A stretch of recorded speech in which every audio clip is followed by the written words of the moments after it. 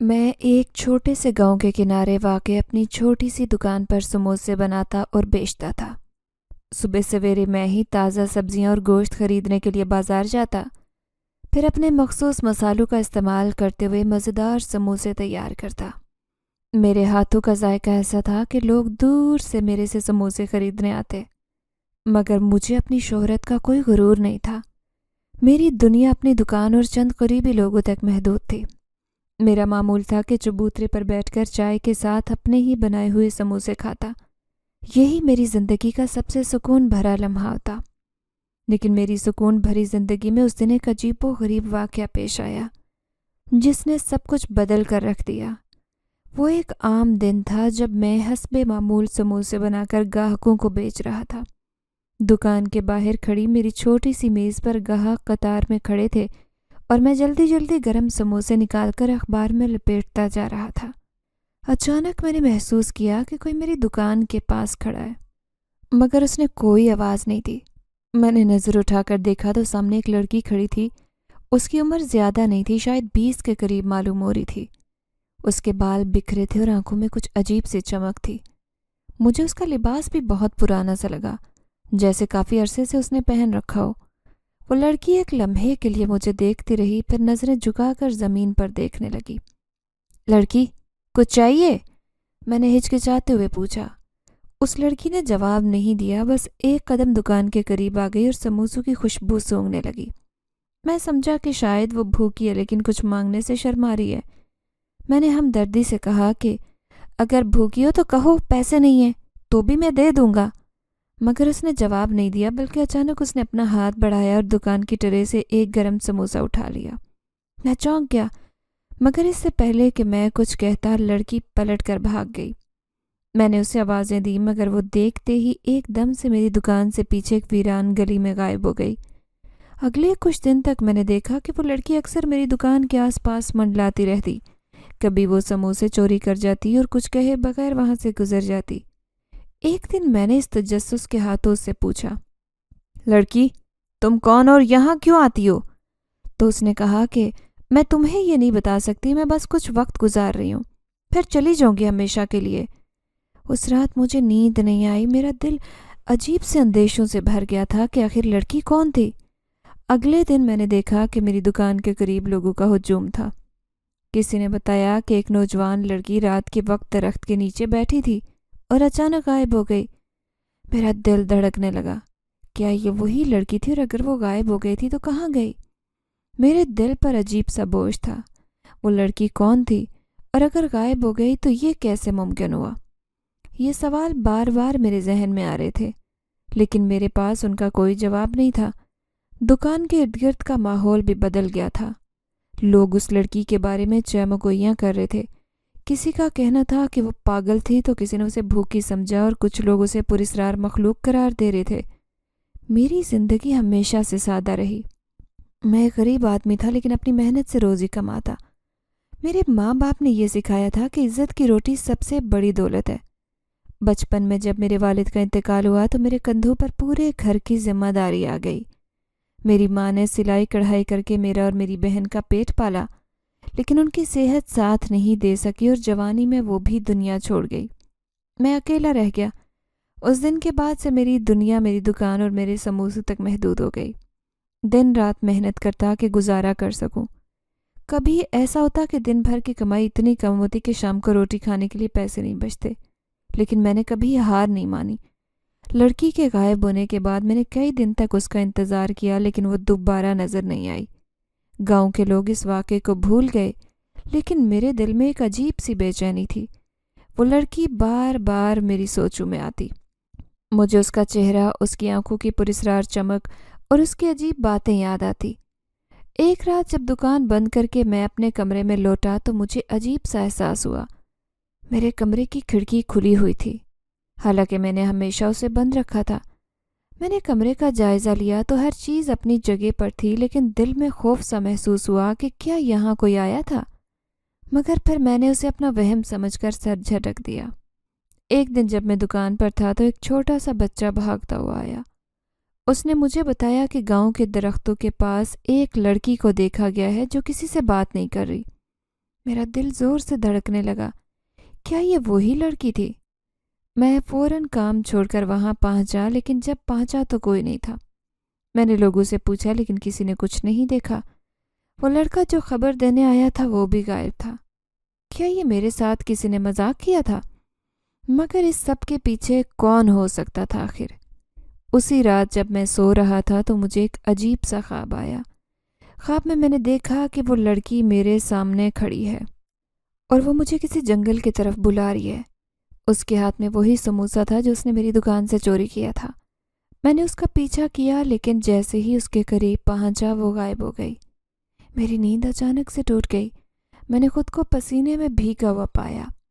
میرے دل کی دھڑکن حد سے زیادہ تیز ہو گئی اور دماغ الجھنوں سے بھرا ہوا تھا۔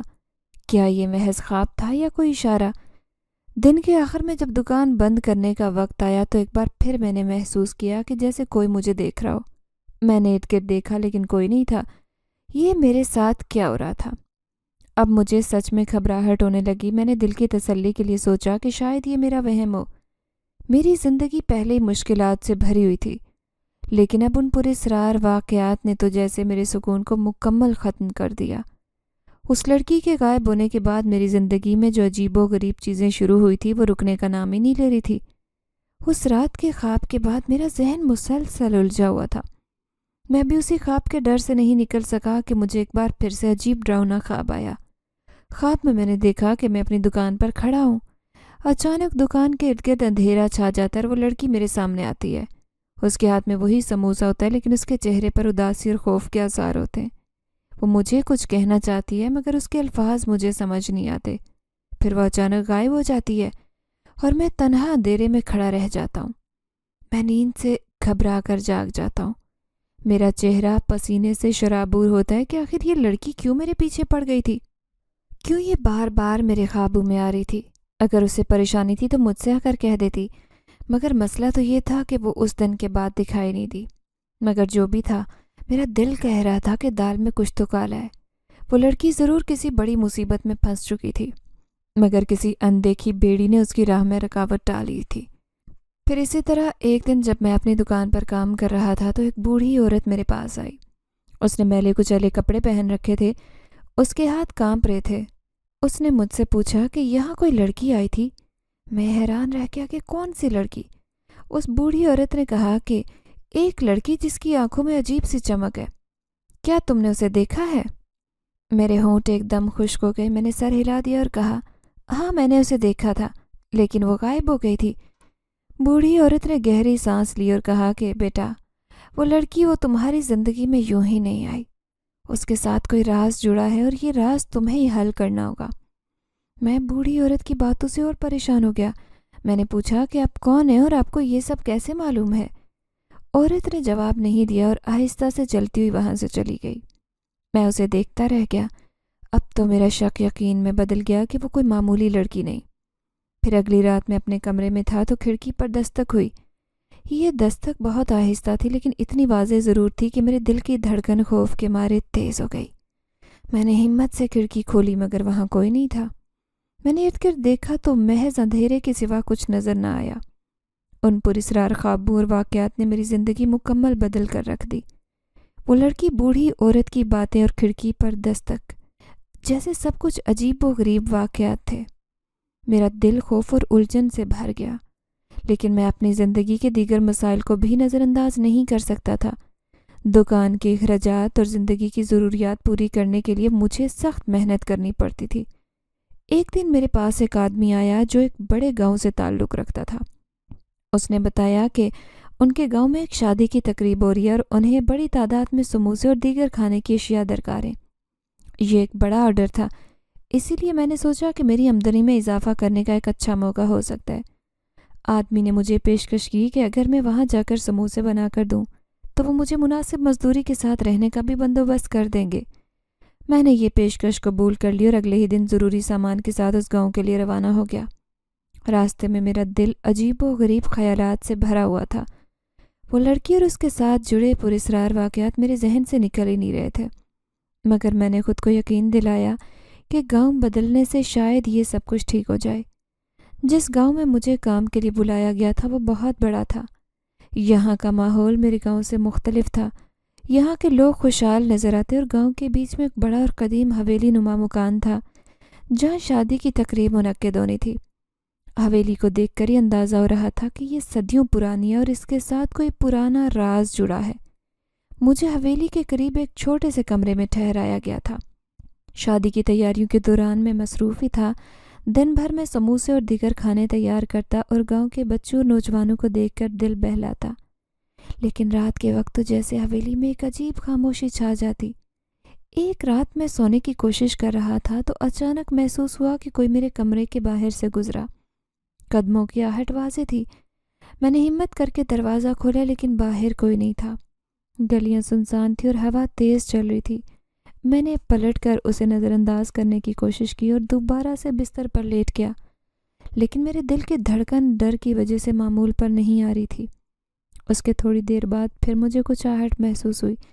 میں نے کمرے سے نکل کر دیکھا، سوچا کہ شاید یہ میرا وہم ہے، لیکن واپس مڑنے لگا تو ایک سایہ حویلی کے پرانے حصے کی طرف جاتے نظر آیا۔ وہ سایہ کافی لمبا تھا اور اس نے سیاہ لباس پہنا تھا جو کہ حویلی کے مالک کی طرح ہی تھا۔ میں نے اندر ہمت جمع کی اور سائے کا پیچھا کرنے کا فیصلہ کیا۔ حویلی کے پرانے حصے میں پہنچ کر دیکھا کہ وہاں کی فضا بہت بھاری تھی۔ دیواروں پر جگہ جگہ دراڑیں پڑی تھیں اور زمین پر مٹی اور پتوں کا ڈھیر تھا۔ اچانک مجھے ایک بند دروازے کے پیچھے سے مدھم آوازیں سنائی دی۔ میں نے کان لگا کر سننے کی کوشش کی تو لگا جیسے کوئی کچھ پڑھ رہا ہو، لیکن وہ الفاظ میری سمجھ سے باہر تھے۔ میں نے دروازے کے نیچے سے جھانکنے کی کوشش کی لیکن کچھ واضح نظر نہیں آیا۔ میں نے بغیر آواز پیدا کیے تھوڑا سا دروازے کو کھولا اور اندر جھانکا تو وہاں وہی حویلی کا مالک بیٹھا تھا اور اس کے سامنے زمین پر ایک دائرہ بنا ہوا تھا۔ وہ ایک عجیب زبان میں کچھ پڑھ رہا تھا۔ اس کے ہاتھ میں ایک چراغ تھا۔ مجھے وہ زبان ذرا سمجھ نہیں آ رہی تھی کیونکہ وہ عام انسانوں کی زبان نہیں تھی۔ یہاں گاؤں میں کوئی بھی یہ زبان نہیں بولتا تھا۔ پھر میں وہاں سے واپس آ گیا کہ کہیں اس کی نظر مجھ پر نہ پڑ جائے۔ اگلے دن میں نے یہ واقعہ ایک قریبی ملازم کو بتانے کی کوشش کی۔ یہ سنتے ہی وہ پریشان ہو گیا اور کہا کہ انور بھائی، آپ نے بہت بڑی غلطی کی، آپ کو وہاں نہیں جانا چاہیے تھا۔ میں نے حیرت سے پوچھا کہ کیوں؟ آخر کیا ہو رہا ہے اس حویلی میں؟ اس ملازم نے بتایا کہ میں زیادہ نہیں جانتا، لیکن یاد رکھیں اس حویلی کا مالک کافی سخت مزاج اور غصے کا تیز آدمی ہے۔ اگر اس کو بھنک بھی لگ گئی کہ آپ اس کے بارے میں پتہ لگا رہے ہیں تو آپ کی زندگی خراب کر کے رکھ دے گا۔ حویلی میں ہر کوئی اس سے ڈرتا ہے۔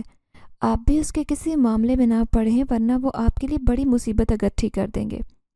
اس کے بعد مالک کو زمین پر دائرہ بناتے اور عجیب سی زبان میں کچھ پڑھتے دیکھنے کے بعد میں نے خود کو یقین دلایا کہ شاید یہ میرا وہم تھا، مگر دل یہ ماننے کو تیار نہیں تھا۔ اگلے دن کام پر واپس لوٹتے وقت میں نے فیصلہ کیا کہ اب میں زیادہ محتاط رہوں گا، اور یہ حویلی اور اس کے مالک میں کچھ تو ایسا تھا جو میری سمجھ سے باہر تھا۔ لیکن میں جانتا تھا کہ اگر میں نے کوئی غلطی کی یا زیادہ چھان بین کی تو میرے لیے مسئلے کھڑے ہو سکتے ہیں۔ اگلے چند دن میں مالک کے رویے نے مجھے اور زیادہ چونکا دیا۔ وہ اکثر رات کے وقت حویلی کے پرانے حصے میں جاتے اور گھنٹوں غائب رہتے۔ دن کے وقت وہ ملازمین پر سختی کرتے اور معمولی غلطیوں پر بھی چیخنے چلانے لگتے۔ ایک دن ایک چھوٹے ملازم نے غلطی سے برتن توڑ دیا۔ مالک نے اسے زور سے دھکا دیا اور گرجدار آواز میں کہا، یہ حویلی یہاں کھیلنے کی جگہ نہیں ہے، دوبارہ ایسی غلطی ہوئی تو تمہیں یہاں سے نکال دوں گا۔ بچے کی آنکھوں میں آنسو آ گئے لیکن کسی نے کچھ نہیں کہا۔ سب مالک کے خوف سے خاموش کھڑے تھے۔ میں یہ دیکھ کر اندر ہی اندر بے چین ہو رہا تھا، مگر جانتا تھا کہ اگر میں نے کچھ کہا تو میرا ایسا ہی حال ہونا تھا۔ ایک رات جب حویلی میں سب سو رہے تھے اور ہر طرف گہری خاموشی تھی، میں نے فیصلہ کیا کہ میں مالک کا پیچھا کروں گا۔ میں نے احتیاط سے کمرے کا دروازہ کھولا اور خاموشی سے حویلی کے پرانے حصے کی طرف چل پڑا۔ میرا دل بہت زور سے دھڑک رہا تھا، لیکن میں نے خود کو مضبوط رکھا۔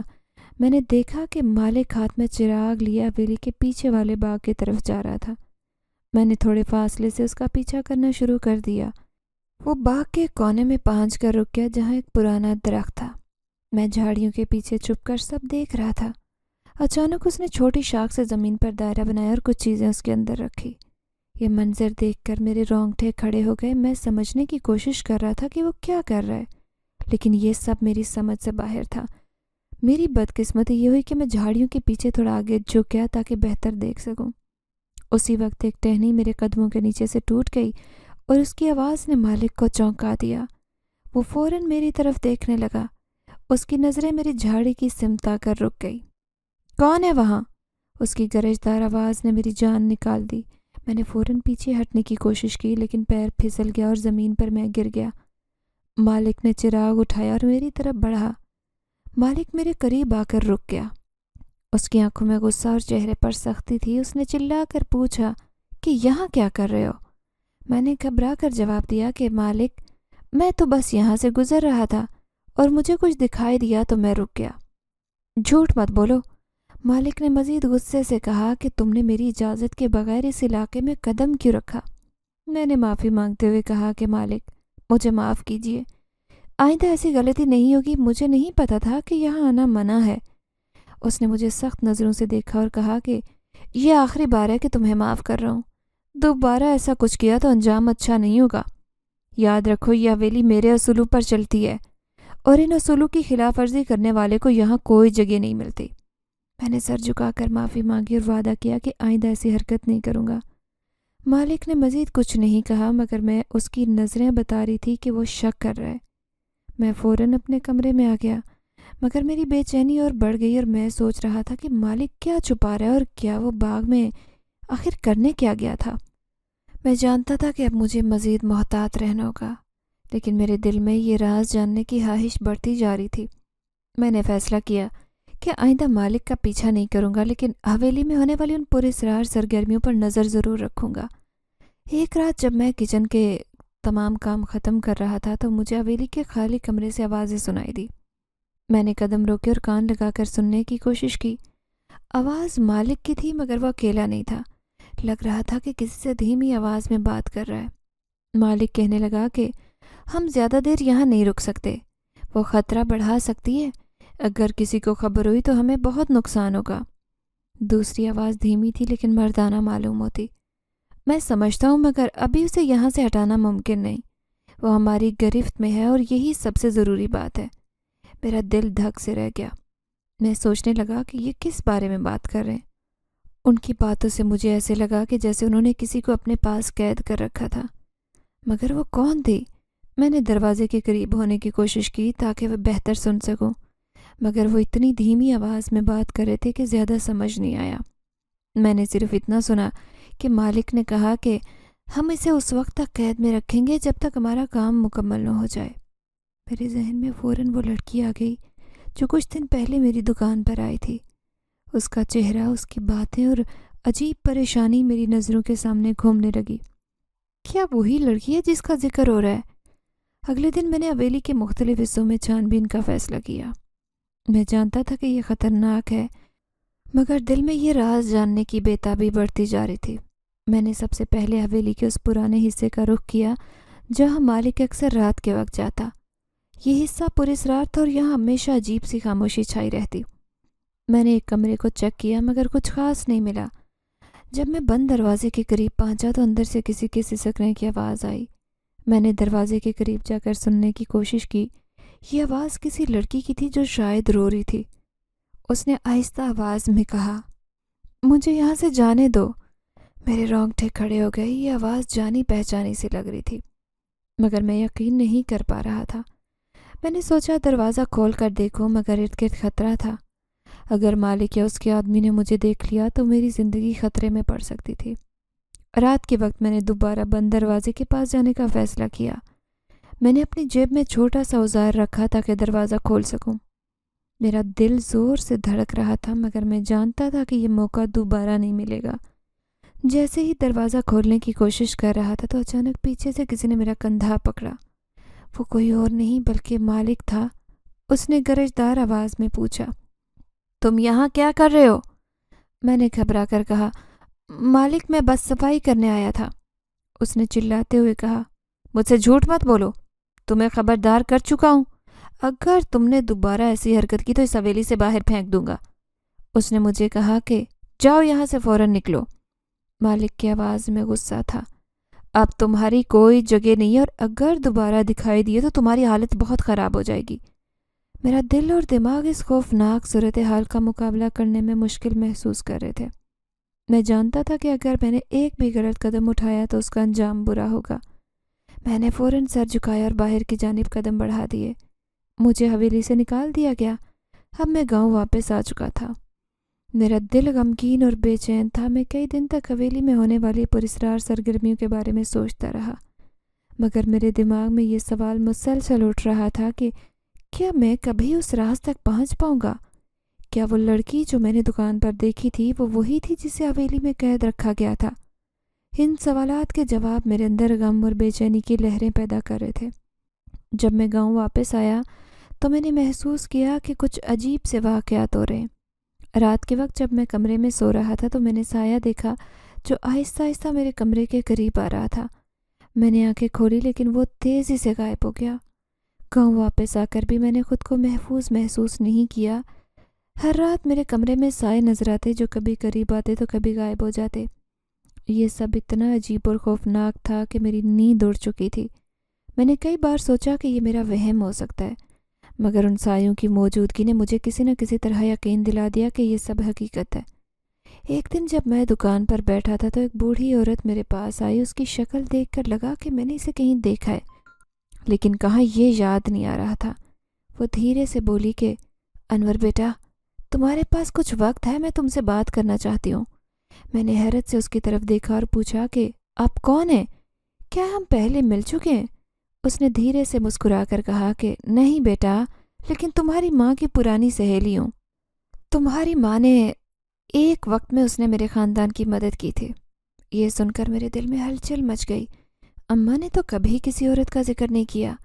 میں نے احتراماً انہیں بیٹھنے کا کہا اور پوچھا کہ آپ میرے بارے میں کیا جانتی ہیں اور میری ماں کی مدد کا کیا مطلب ہے؟ بوڑھی عورت نے کچھ دیر سوچا اور بولی کہ یہ پرانی بات ہے۔ تمہاری ماں ایک نیک دل عورت تھی۔ جب میرے خاندان پر مشکل وقت آیا تو انہوں نے ہمیں سہارا دیا، لیکن میں تمہیں یہ باتیں یوں ہی نہیں بتا رہی۔ مجھے معلوم ہوا ہے کہ تم اس حویلی میں کام کرتے تھے۔ کیا یہ سچ ہے؟ میں نے چونک کر ان کی طرف دیکھا اور کہا کہ جی ایسا ہی ہے، لیکن آپ کو یہ سب کیسے معلوم؟ عورت نے گہری سانس لی اور کہا کہ بیٹا، وہ حویلی پوری اسرار جگہ ہے، وہاں جو ہو رہا ہے وہ عام بات نہیں ہے۔ میں نے سنا ہے کہ تمہیں وہاں سے نکال دیا گیا ہے۔ میرے جسم میں خوف کی ایک لہر دوڑ گئی۔ میں نے پوچھا کہ آپ کیا کہنا چاہتی ہیں؟ کیا آپ اس حویلی کے بارے میں کچھ جانتی ہیں؟ عورت نے میری طرف جھکتے ہوئے کہا کہ وہ لڑکی جس کے بارے میں تمہیں شک ہے کہ اسے قید رکھا گیا ہے، وہ شاید حقیقت میں تم سے مدد کی امید کر رہی ہے۔ تمہاری ماں نے ہمیشہ دوسروں کی مدد کی ہے اور مجھے لگتا ہے کہ یہ تمہارے نصیب میں بھی لکھا ہے۔ میں نے عورت سے پوچھا کہ آپ کو کیسے یقین کہ وہ لڑکی قید میں ہے اور میں اس کے لیے کیا کر سکتا ہوں؟ عورت نے خاموشی سے اپنی جیب سے ایک چھوٹا سا تعویذ نکالا اور مجھے دیا۔ یہ تعویذ تمہیں ان سایوں سے بچائے گا جو تمہارا پیچھا کر رہے ہیں، لیکن یاد رکھو تمہیں اپنے دل اور دماغ کو مضبوط رکھنا ہے۔ وہ لوگ تمہیں آسانی سے اس راز کے قریب نہیں جانے دیں گے۔ میں نے تعویذ کو دیکھا اور اسے جیب میں رکھ لیا۔ میرے ذہن میں ہزاروں سوال گردش کر رہے تھے۔ میں نے عورت سے کہا کہ اگر آپ میری مدد کرنا چاہتی ہیں تو مجھے وہ سب بتائیں جو آپ جانتی ہیں۔ اس پر عورت نے کہا کہ بیٹا، وہ حویلی ایک ایسی جگہ ہے جہاں ماضی کے بھیانک راز دفن ہیں۔ اس کا مالک اپنی طاقت کے لیے ہر حد پار کر سکتا ہے۔ وہ لڑکی جو وہاں قید ہے شاید اس کا کسی راز سے گہرا تعلق ہو۔ تمہیں اس راز کو جاننے کے لیے کافی ہمت سے کام لینا ہے۔ میرے دل میں خوف اور تجسس دونوں بڑھ گئے۔ میں نے عورت سے کہا کہ میں اس لڑکی کو بچانا چاہتا ہوں، لیکن مجھے ڈر ہے کہ یہ سب میری زندگی کو خطرے میں ڈال دے گا۔ مگر میری بات سن کر اس عورت نے کہا کہ اب تمہیں اس لڑکی کی مدد کرنی ہی ہوگی، کیونکہ ان پراسرار سایوں نے اب تمہارا پیچھا ایسے نہیں چھوڑنا۔ وہ تمہیں نقصان پہنچانے کے لیے کچھ بھی کریں گے، اس لیے کوئی نہ کوئی عمل کرنا ہی ہوگا۔ رات کو جب میں اپنے گھر واپس آیا تو میں نے تعویذ کو اپنے سرہانے رکھ دیا، مگر اس رات بھی میں نے کمرے کے اندر عجیب سائے دیکھے۔ وہ سائے میرے قریب آ رہے تھے اور ان کے ساتھ ایک سرگوشی جیسی آواز سنائی دی کہ رک جاؤ انور، ورنہ تمہارے لیے برا ہوگا۔ میں نے فوراً تعویذ کو اٹھایا اور اپنے قریب رکھا۔ وہ بھیانک سائے دھیرے دھیرے غائب ہو گئے، لیکن میرے دل میں ان کا خوف زیادہ بڑھ گیا تھا۔ اگلے دن میں نے فیصلہ کیا کہ اس عورت کی باتوں کو سنجیدگی سے لوں گا اور ان رازوں کو جاننے کی کوشش کروں گا جو میری زندگی کو حد سے زیادہ الجھا رہے ہیں۔ میں نے فیصلہ کیا کہ حویلی کے قریب جاؤں گا اور وہاں کسی ایسے شخص سے رابطہ کروں گا جو میرے لیے معلومات کا ذریعہ بن سکے۔ لیکن یہ کام خطرے سے خالی نہیں تھا۔ مجھے معلوم تھا کہ مالک کے آدمی ہر طرف نظر رکھتے ہیں۔ اگر کسی کو میری واپسی کا علم ہو گیا تو میں مشکل میں پڑ سکتا ہوں۔ میں نے اپنا حلیہ بدلنے کا فیصلہ کیا۔ ایک پرانی چادر اور کپڑوں کے ساتھ میں نے اپنا روپ بدل لیا تاکہ کوئی مجھے پہچان نہ سکے۔ صبح کے وقت میں نے گاؤں کا رخ کیا۔ میں جانتا تھا کہ حویلی کے کچھ ملازم اکثر گاؤں کے بازاروں میں خریداری کرنے آتے ہیں، اسی لیے میں نے وہاں چھپ کر ان کا انتظار کرنا شروع کر دیا۔ کچھ دیر بعد میں نے 2 ملازمین کو دیکھا جو آپس میں بات کرتے ہوئے گزر رہے تھے۔ میں ان کے قریب ہو کر ان کی گفتگو سننے لگا۔ وہ دونوں مالک کے بارے میں باتیں کر رہے تھے کہ مالک نے کافی عرصے سے پرانے کمرے میں کسی کو قید کر کے رکھا ہے۔ ہاں، میں نے ابھی تک اس کو نہیں دیکھا۔ میں نے سنا ہے کہ وہ لڑکی وہاں اب تک ہے۔ میں نے یہ سنتے ارادہ پختہ کیا کہ ہر صورت ان دونوں سے بات کر کے رہوں گا۔ پھر میں نے کچھ دیر بعد ان میں سے ایک ملازم بشیر کو راضی کر لیا کہ وہ میری حویلی میں داخل ہونے میں میری مدد کرے گا۔ بشیر اور میں نے مل کر ایک منصوبہ بنایا۔ بشیر نے بتایا کہ حویلی کے پرانے حصے میں جانے کا خفیہ راستہ موجود ہے، لیکن وہاں پہنچنا بالکل آسان نہیں تھا۔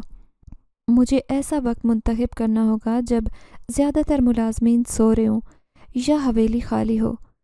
بشیر نے مجھے بولا کہ پرانے حصے میں جانے کے لیے تمہیں پہلے محافظوں کی نظروں سے بچنا ہوگا، پھر ایک خفیہ دروازے سے گزرنا ہوگا جو پرانے درخت کے پیچھے چھپا ہوا ہے۔ میں تمہیں وہاں لے جا سکتا ہوں، لیکن یاد رکھو یہ بہت خطرناک ہے۔ پھر رات کے وقت ہم دونوں چھپتے چھپاتے حویلی کے قریب پہنچے۔ دروازے کے قریب پہنچ کر بشیر نے ایک چھوٹے درخت کی طرف اشارہ کیا کہ یہاں ایک خفیہ راستہ ہے جو سیدھا پرانے حصے تک جاتا ہے، لیکن دروازہ کھولنے کے لیے ہمیں خاص چابی کی ضرورت ہوگی۔ میں نے پوچھا کہ چابی کہاں سے ملے گی؟ تو بشیر نے کہا کہ چابی اکثر مالک کے خاص ملازم کے پاس ہوتی ہے۔ اس کے بعد ہم دونوں نے فیصلہ کیا کہ اس ملازم کو باتوں میں الجھا کر چابی حاصل کریں گے۔ بشیر نے اسی ملازم کو پہچان لیا جو اکثر نشہ کرنے کے لیے حویلی سے باہر آتا۔ میں نے اسے باتوں میں لگایا، جبکہ بشیر نے موقع پا کر اس کی جیب سے چابی نکال لی۔ چابی حاصل کرنے کے بعد میں اور بشیر دونوں خفیہ دروازے کے راستے پرانے حصے میں داخل ہو گئے۔ وہاں اندھیرا اور خاموشی کا راج تھا۔ ہم اس لڑکی کے کمرے کے قریب پہنچے تو کمرے کے اندر سے ہلکی سی آہٹ اور رونے کی آواز سنائی دے رہی تھی۔ میں نے دھیرے سے دروازے پر کان لگایا تو اندر سے آواز آئی کہ مجھے یہاں سے نکالو۔ میں نے بشیر کی طرف دیکھا اور کہا کہ ہمیں کچھ کرنا ہوگا، لیکن پہلے یہ جاننا ہوگا کہ مالک اس لڑکی کے ساتھ کرنا کیا چاہتا ہے۔ میں نے آہستہ سے دروازے پر ہاتھ رکھا اور اسے دھیرے سے دھکیلنے کی کوشش کی، لیکن وہ سختی سے بند تھا۔ بشیر نے میرے کندھے پر ہاتھ رکھا اور دھیمی آواز سے کہا کہ صبر کرو انور، ہمیں سوچ سمجھ کر قدم اٹھانا ہوگا۔ اگر مالک یا اس کے آدمی کو ہماری موجودگی کا پتہ چل گیا تو ہم دونوں کی زندگیاں خطرے میں پڑ جائیں گی۔ میں نے بشیر کی بات مانتے ہوئے فیصلہ کیا کہ پہلے مالک کے ارادوں کو سمجھنا ہوگا۔ میں جاننا چاہتا تھا کہ وہ لڑکی کون ہے اور اسے کیوں قید کیا گیا ہے۔ ہم دونوں نے طے کیا کہ حویلی کے مختلف حصوں کی تلاشی لیں گے تاکہ مالک کے رازوں تک پہنچ سکیں۔ بشیر نے مجھ سے کہا کہ پرانے حصے میں ایک تہہ خانہ ہے جہاں مالک زیادہ تر وقت گزارتا ہے، وہاں شاید ہمیں کوئی سراغ ملے۔ میں نے حوصلہ کر کے ان کے ساتھ جانے کا فیصلہ کیا۔ بشیر نے مجھے ایک پرانی سیڑھیوں کی طرف اشارہ کیا جو تہہ خانے کی طرف جاری تھی۔ سیڑھیوں کے ارد گرد دھول اور مکڑیوں کے جالے تھے، جیسے اسے برسوں سے استعمال نہیں کیا گیا ہو۔ ہم دونوں احتیاط سے نیچے اترنا شروع ہوئے۔ تہہ خانے پہنچ کر دیکھا کہ دیواروں پر عجیب و غریب نقش و نگار تھے جو بہت خوفناک تھے۔ اسی دوران میں نے دیکھا کہ تہہ خانے کے ایک اور حصے میں عجیب روشنی دکھائی دے رہی تھی۔ ہم دونوں دبے قدموں اس روشنی کی طرف بڑھے۔ وہاں پہنچ کر دیکھا کہ مالک ایک دائرے کے اندر کھڑا کچھ پڑھ رہا تھا۔ اس کے سامنے سیاہ آئینہ رکھا تھا جس میں دھندلے سائے نکل رہے تھے۔ مالک نے کہا کہ میری طاقت مکمل ہونے والی ہے جلد، کوئی مجھے روک نہیں سکے گا۔ یہ لڑکی میری آخری قربانی ہوگی۔ اس کی روح سے میں وہ قوت حاصل کروں گا جو مجھے ناقابل شکست بنا دے گی۔ اس کے بعد ہم وہاں سے باہر آ گئے۔ مالک کی باتوں سے ہمیں پتہ چل گیا کہ وہ کوئی عام آدمی نہیں تھا، بلکہ ایک گھٹیا جادوگر تھا جو معصوم لوگوں کی قربانی دے کر طاقتیں حاصل کرتا تھا۔ پھر اگلی رات جب وہ مالک اپنے کمرے میں کوئی عمل کرنے میں مصروف تھا تو میں نے بشیر کے ساتھ مل کر لڑکی کو چھڑوانے کا فیصلہ کیا۔ میں اور بشیر لڑکی کے کمرے کی طرف دبے قدموں بڑھ رہے تھے۔ رات کا اندھیرا ہر طرف پھیلا ہوا تھا اور حویلی کے پرانے حصے میں موت جیسی خاموشی تھی، مگر میرا دل تیزی سے دھڑک رہا تھا۔ میں جانتا تھا کہ جو کچھ میں کرنے جا رہا ہوں وہ میرے لیے زندگی اور موت کا مسئلہ بن سکتا ہے۔ بشیر کے ہاتھ میں چابی تھی اور میرے ہاتھ میں وہ تعویذ جو بوڑھی عورت نے مجھے دیا تھا۔ پھر بشیر نے چابی نکال کر تالے میں لگائی اور آہستہ سے گھمائی۔ ایک پراسرار گڑگڑاہٹ کی آواز سے وہ دروازہ کھل گیا۔ کمرے کے اندر قدم رکھتے ہی میں اور بشیر حیرت سے رک گئے۔ کمرے کے اندر کا منظر انتہائی خوفناک تھا۔ ایک طرف دیواروں پر عجیب و غریب جادوئی منتر لکھے تھے۔ کمرے کے بیچ ایک بوسیدہ چٹائی پر ایک لڑکی بیٹھی ہوئی تھی۔ اس لڑکی کا چہرہ دیکھ کر میں ساکت رہ گیا، کیونکہ یہ وہی لڑکی تھی جو میری دکان سے سموسہ چرانے آئی تھی۔ اس لڑکی کا حال انتہائی خراب تھا۔ اس کے بال الجھے تھے جیسے مہینوں سے دھلے نہ ہوں۔ چہرے پر دردی اور آنکھوں کے نیچے گہرے حلقے تھے جو اس کی حالت کی گواہی دے رہے تھے۔ اس کے ہونٹ خشک اور پھٹے ہوئے تھے۔ اس کی ہڈیاں نمایاں ہو رہی تھی۔ وہ کمزوری کے باعث بمشکل اپنی گردن سیدھی کر پا رہی تھی۔ بشیر نے میرے سے پوچھا کہ یہی وہ لڑکی ہے؟ تو میں نے افسوس سے سر ہلایا۔ اس لڑکی نے کمزوری کے عالم میں اپنی آنکھیں اٹھائی۔ جب اس کی نظر میرے اوپر پڑی تو اس کی آنکھوں میں امید کی ایک جھلک آ گئی، مگر فوراً ہی وہ جھلک خوف میں بدل گئی۔ لڑکی نے آہستہ اور لرزتی ہوئی آواز میں کہا کہ تم یہاں کیوں آئے ہو؟ تمہیں پتہ ہے یہاں کس قدر خطرہ ہے؟ ہم تمہیں یہاں سے نکالنے آئے ہیں۔ میں نے نرمی سے کہا۔ تم نہیں سمجھتے، لڑکی نے آہستہ سے کہا، یہ جگہ عام نہیں ہے، یہ کمرہ جادو کے اثار میں ہے، تم یہاں سے نہیں نکل سکتے۔ میں نے اور بشیر نے حیرت سے ایک دوسرے کی طرف دیکھا۔ بشیر نے اس سے پوچھا کہ یہ کیا کہہ رہی ہو؟ لڑکی نے اشارہ کیا کہ یہ دیواریں اور یہ نشان، یہ سب مالک کے جادوئی اثار کا حصہ ہیں۔ میرا یہاں سے باہر نکلنا ممکن نہیں ہے جب تک کہ اثار کو توڑا نہ جائے۔ میں نے ان نشانوں کو غور سے دیکھا۔ وہ واقعی غیر معمولی تھے، جیسے کسی قدیم اور پراسرار جادو سے بنائے گئے ہوں۔ ان نشانوں سے ایک ہلکی روشنی نکل رہی تھی جو پورے کمرے کو گھیرے ہوئے تھی۔ اس لڑکی نے کہا کہ یہ جادوئی اثار ہمیں باہر جانے سے روک دے گا۔ میں کئی بار کوشش کر چکی ہوں، مگر ہر بار ناکام رہی۔ میں نے جیب سے تعویذ نکالا اور اسے ہاتھ میں پکڑ کر جب لڑکی کے قریب آ گیا، میں نے کہا کہ یہ تعویذ شاید ہماری مدد کر دے۔ پھر تعویذ کو کمرے کے نشانوں کے قریب لے جانے پر نشانوں کی روشنی دھندلی ہونے لگی، جیسے کسی نے ان کی طاقت کو کم کر دیا ہو۔ بشیر نے بولا کہ یہ کام کر رہا ہے، لیکن ہمیں جلدی کرنی ہوگی۔ اگر مالک کو ہماری موجودگی کا علم ہو گیا تو ہم سب ختم ہو جائیں گے۔ لڑکی کی حالت دیکھ کر مجھے اس کی حقیقت کے بارے میں جاننے کا تجسس ہوا۔ میں نے پوچھا کہ تم کون ہو اور مالک نے تمہیں کیوں قید کیا ہے؟ لڑکی کی آنکھوں میں آنسو آ گئے۔ میرا نام زہرا ہے۔ میرے والدین کو بھی اس مکار جادوگر نے مار ڈالا۔ اب وہ مجھے بھی مار کر ساری طاقتیں حاصل کرنا چاہتا ہے۔ میں نے اس سے پوچھا کہ آخر تمہارے پاس کون سی طاقتیں ہیں جو وہ تمہارے پیچھے پڑا ہے؟ تو اس نے کہا کہ ابھی تو میں تمہیں نہیں بتا سکتی، سب سے پہلے یہاں سے نکلنا ہوگا، ورنہ اس مالک کو علم ہو جائے گا کہ تم لوگ یہاں آئے ہو۔ زہرا کی باتیں سن کر میرے ذہن میں خوف اور سوالات کا طوفان آ گیا۔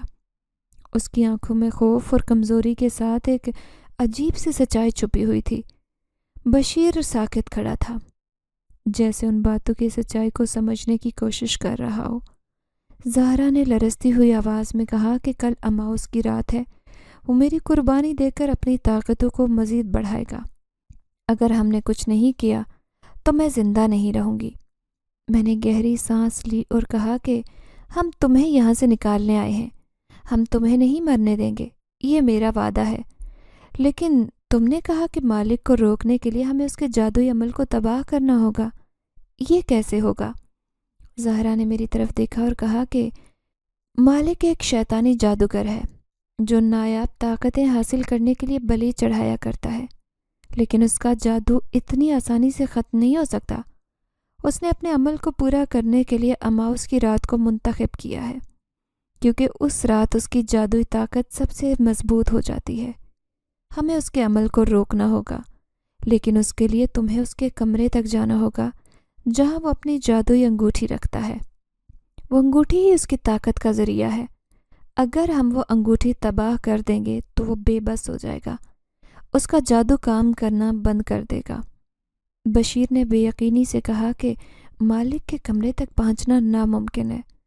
وہ حصہ حویلی کا سب سے محفوظ مقام ہے اور وہاں جادوگر کے چیلے موجود ہیں۔ زہرا نے کہا کہ میں جانتی ہوں کہ یہ آسان نہیں ہوگا، لیکن اس کے سوا اور کوئی راستہ نہیں ہے۔ ہم نے رات کے اندھیرے میں حویلی کے اس حصے کی طرف جانے کا فیصلہ کیا جہاں اس جادوگر کا کمرہ تھا۔ زہرا ہمیں راستہ بتا رہی تھی اور بشیر نے حویلی کے پہرے داروں سے بچنے کے لیے ہر ممکن کوشش کی۔ کمرے تک پہنچتے پہنچتے ہمیں کئی بار مالک کے چیلے سے بچنا پڑا۔ مالک کا کمرہ بھی ایک عجیب و غریب جگہ تھی جہاں ہر طرف جادوئی اشیاء بکھری ہوئی تھی۔ قریبی ایک میز پر وہ جادوئی انگوٹھی پڑی تھی۔ میں نے جلدی سے انگوٹھی کی طرف بڑھنے کی کوشش کی، مگر جیسے ہی قریب پہنچا ایک زوردار دھماکہ ہوا۔ انگوٹھی کے گرد اچانک ایک سایہ نمودار ہوا جو بہت خوفناک تھا۔ وہ سایہ مالک کی حفاظت کے لیے مامور تھا۔ اس نے ہم پر حملہ کرنے کی کوشش کی، مگر زہرا نے جلدی سے کچھ منتر پڑھنے شروع کر دیے۔ زہرا کے منتر پڑھنے سے خوفناک سایہ ایک لمحے کے لیے تھم گیا، لیکن میں جانتا تھا کہ ہمارے پاس وقت بہت کم تھا۔ زہرا نے جلدی سے میری طرف دیکھا اور کہا کہ انور، یہ انگوٹھی لے کر فوراً حویلی سے نکل جاؤ، یہ جگہ جلد ہی مزید خطرناک ہو جائے گی۔ اگر مالک کو پتہ چل گیا تو ہم سب مارے جائیں گے۔ ابھی ہم انگوٹھی لے کر جانے کی تیاری کر ہی رہے تھے کہ وہ سایہ دوبارہ حرکت میں آیا۔ زہرا نے جلدی سے کہا، انور جلدی بھاگو، بشیر اور میں اسے روکنے کی کوشش کرتے ہیں۔ زہرا نے اپنی آنکھیں بند کی اور کچھ منتر پڑھنے لگی۔ میں نے موقع کا فائدہ اٹھایا اور کمرے کی طرف بھاگا۔ بشیر میرے پیچھے تھا اور زہرا سائے کو قابو میں رکھنے کی کوشش کر رہی تھی۔ جیسے ہی ہم کمرے سے باہر نکلے، ہم نے دیکھا کہ حویلی میں ہر طرف ہلچل مچ گئی تھی۔ مالک کے چیلے جو اب تک اس کے کمرے میں ہی تھے، وہ بھی ہماری موجودگی محسوس کر چکے تھے۔ وہ شور مچاتے ہوئے ہماری طرف بڑھنے لگے۔ اسی وقت زہرا آ گئی اور اس نے کچھ پڑھنا شروع کیا، جس کے بعد ہم تینوں جلدی سے حویلی کے پیچھے موجود جنگل کی طرف بھاگے۔ جنگل کے اندر گہری تاریکی تھی اور ہر قدم پر محسوس ہو رہا تھا کہ کوئی ہمیں دیکھ رہا ہے۔ زہرا نے کہا کہ مالک کے چیلے اور جادوئی مخلوق اب بھی ہمارے پیچھے ہیں، ہمیں کہیں چھپنا ہوگا۔ بشیر نے جنگل میں ایک پرانی خالی جھونپڑی کی طرف اشارہ کیا۔ ہم وہاں رکنے کے لیے تیار ہو گئے، لیکن جیسے ہی ہم اس جھونپڑی کے اندر داخل ہوئے تو ہمیں ایک عجیب سی آواز سنائی دی۔ زہرا نے کہا کہ یہ جگہ محفوظ نہیں ہے، مالک نے اپنے سایوں کو بھیج دیا ہے یہاں پر۔ زہرا نے کہا کہ ہمیں اس انگوٹھی کو فوری طور پر تباہ کرنا ہوگا، لیکن یہ اتنا بھی آسان نہیں ہے، کیونکہ یہ انگوٹھی ایک خطرناک قسم کی شیطانی طاقت سے جڑی ہوئی ہے۔ پھر زہرا کی ہدایت کے مطابق میں نے جنگل سے ہی کچھ لکڑیاں جمع کی اور پھر ان پر آگ سلگا لی۔ پھر زہرا نے وہیں پر بیٹھ کر اس بھڑکتی ہوئی آگ میں وہ جادوئی انگوٹھی جھونک دی تھی۔ جیسے ہی وہ انگوٹھی تباہ ہوئی تو جنگل کے اندر سکون چھا گیا۔ وہ سائے اور وہ پراسرار مخلوقات جو ہمارا پیچھا کر رہے تھے اچانک غائب ہو گئے۔ زہرا نے کہا کہ مالک کی طاقت کا ذریعہ ختم ہو چکا ہے، لیکن وہ ابھی زندہ ہے، ہمیں اب بھی ہوشیار رہنا ہوگا۔ میں نے کہا کہ زہرا، تم نے اپنی طاقت سے ہمیں بچایا ہے، ہم تمہارے شکر گزار ہیں، لیکن مالک کو مکمل طور پر ختم کرنے کے لیے ہمیں مزید کیا کرنا ہوگا؟ پھر میں نے اس کی طرف دیکھتے ہوئے کہا کہ زہرا، اب وقت آ گیا ہے کہ تم مجھے سب کچھ بتا دو۔ تم آخر کون ہو؟ یہ ساری طاقتیں تمہارے پاس کہاں سے آئی؟ زہرا نے گہری سانس لی جیسے وہ خود کو سنبھالنے کی کوشش کر رہی ہو۔ پھر اس نے کہا کہ انور، سچائی جاننے کے لیے تمہیں اپنے دل کو مضبوط کرنا ہوگا۔ میں وہ نہیں ہوں جو تم سمجھتے ہو، میں انسان نہیں ہوں، میں ایک جن زادی ہوں۔ زہرا کی بات سن کر میں تو حیرت زدہ رہ گیا۔ زہرا نے آہستہ سے کہا کہ ہاں، میرے والدین جنات کے قبیلے کے سردار تھے۔ ہمارا قبیلہ صدیوں سے انسانی دنیا سے دور ایک محفوظ جگہ پر رہتا تھا۔ ہم انسانوں کے معاملات میں دخل نہیں دیتے تھے اور اپنی زندگی جادو اور علم کے ذریعے گزارتے تھے۔ لیکن ایک دن اس شیطانی جادوگر نے ہمارے قبیلے پر حملہ کیا۔ وہ ہماری طاقتوں کو اپنی جادوئی طاقت میں بدلنا چاہتا تھا۔ میرے والدین نے اس کا مقابلہ کیا، لیکن وہ اپنی جانیں نہیں بچا سکے۔ وہ مجھے قید کرنے میں کامیاب ہو گیا کیونکہ وہ جانتا تھا کہ میری طاقت سب سے زیادہ تھی۔ زہرا کی آنکھوں میں آنسو آ گئے۔ اس نے روتے ہوئے بولا کہ اس نے میرے والدین کو بھی قتل کر دیا، مجھے بھی اس حویلی میں قید کر دیا تاکہ وہ اماؤس کی رات کو میری قربانی دے کر اپنی طاقتوں کو ناقابل شکست بنا سکے۔ پھر اس کے بعد زہرا نے میری ہی مدد سے اس جنگل میں ایک بہت بڑا عمل کرنا شروع کر دیا۔ یہ اماؤس کی رات تھی۔